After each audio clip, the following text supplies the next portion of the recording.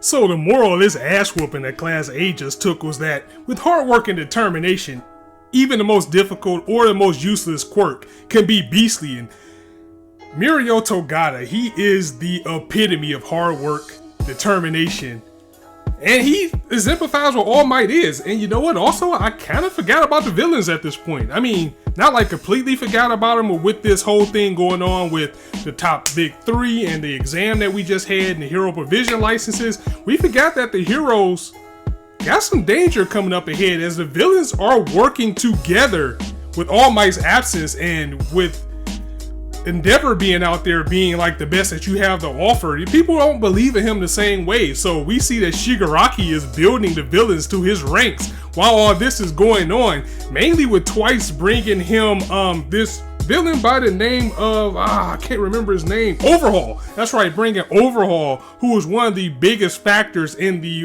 villain riots that we've seen. They got something cooking. So we still got something big to worry about looming on the horizon. But let's get back to this chapter, because we learned about Togata's ability permutation, and it was just like I expected it was. Again, he phases just like Kitty Pryde, but the fact of the matter is it's a very difficult quirk or ability to learn how to use. Is not exactly the easiest, and it was, I mean, I don't want to say it was useless, but it's definitely not easy to use because it requires an immense amount of concentration. I'm going to take my time with this a little bit to explain it. The people, they were confused. They didn't know if he was phasing, if he was teleporting, or what he was doing.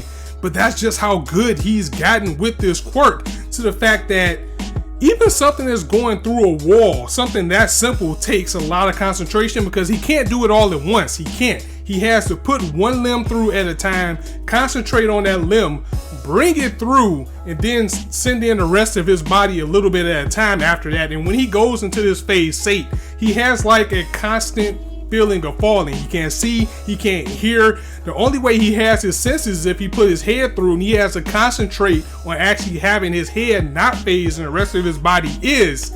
So for him to move along the ground to basically send this up through his body one at a time so fast that people think that he's teleporting, that takes a little bit of things too, because it's still, you know, against the laws of nature. And I applaud Horikoshi for putting this type of thing into this series. Is that Mirio is explaining that when he phases, it's kind of still against the laws of gravity. And I'm trying to explain this the best as I can.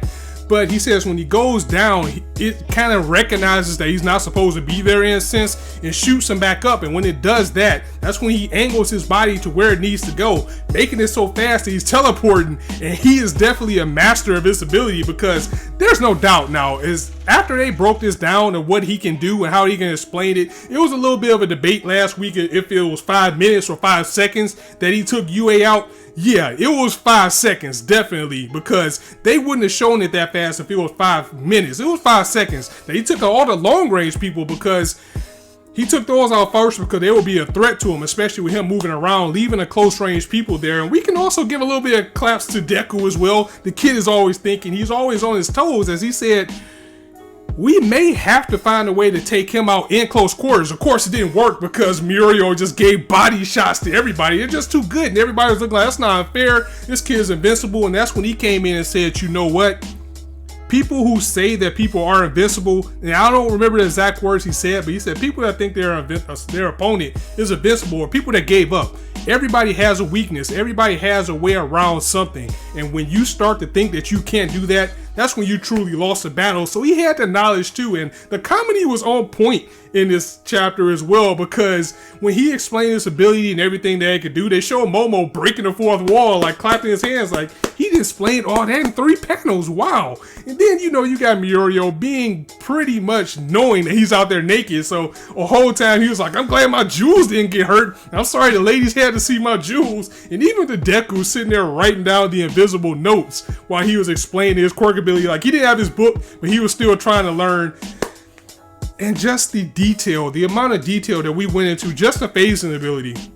The ability that we see all the time in this type of form, like in comic books and manga, we see people going in and out of the walls and the grounds all the time. But to actually break it down and explain that intricate to how far Mirio has to go and how much training he has to do to master this to the point that he is the #1 hero, or at least in consideration. You gotta clap it up for Horikoshi. He's definitely getting up there along the lines with Togashi and Araki with JoJo, and Hunter x Hunter with the abilities and how they're explained and how unique and different each one is, and keeps you guessing, because even though I know about phasing ability from Kitty Pryde and the X-Men and my comic knowledge, that still took me by surprise that they went to that level with this ability being explained. And we still gotta give it up for Deku too, because he's took the time to breathe, to gather himself, to say, you know what, the best way that we have to do this is to find a way around this kid and force him into a direct attack. So he was still on his toes, still thinking, and we saw Todoroki on the sidelines too, and Eraserhead is like,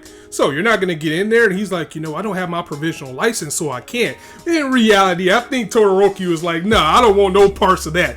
No way at all. And the moral of it all was for Mirio to basically tell them that I learned all this from hard work, from explaining this ability. It takes a lot for me to do this, and you're gonna get that experience by being an intern. That's the gift that you get for going through these internships with the heroes. So experience is going to be key, and he wanted to test them out in battle themselves versus to come in and just give them a lecture. So that was cool as well. But again, gotta give props to Deku, because he wasn't there scrapping with him a little bit. He was using his skills to try to predict where he was going. But this kid is in consideration to be the #1 hero. So of course he had already shopped. He had already planned for someone to know what his ability is and scout out ahead of time. Ultimately it didn't work, and he ended up taking out UA in one foul swoop. But Deku, he's still growing. He's going to be great, and we can see that now because he's always learning, he's always thinking of a way out. Which leads to where we're going now with the internships. Everybody has to have someone vouch for them, and Deku didn't get anybody on his side at the sports festival, so he was a little bit worried about that. So he actually called Gran Torino like, hey, can I be your sidekick? Can I be your mentee in this? He's like, no, I don't have time for this kid. I don't have enough time. But who you could seek out is actually somebody who used to be All Might's sidekick, and it's a man that we seen at the end of the chapter. He kind of has glasses, he has the slick back hair, looks kind of like Eaze, so I'm assuming that's who this sidekick is. But what's going on with this guy that he is no longer associated with All Might, or at least that we don't know he is? But I'm excited to see that Deku is about to get a new mentor. He's gonna up his level even more after we get past this character, see what type of test he's gonna have to go through, and we got the villains along the sidelines waiting to pounce as well. Overall, another very good chapter of Boku no Hero Academia.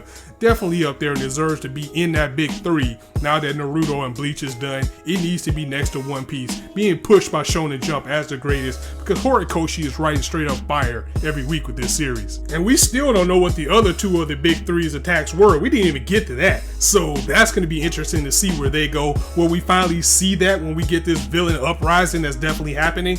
I can't wait to find out. I know that, and I cannot wait to next week. So guys, definitely let me know what you thought of this chapter. If you liked the video, go ahead and drop it a like, and if you want to hear more, go ahead and hit that subscribe button. There's not a shortage of content for you to indulge on his channel. There's something here pretty much every day at this point. So on that note, I'm going to go ahead and get up out of here. As I always say, you guys can be anywhere on YouTube right now, but you chose to listen to me.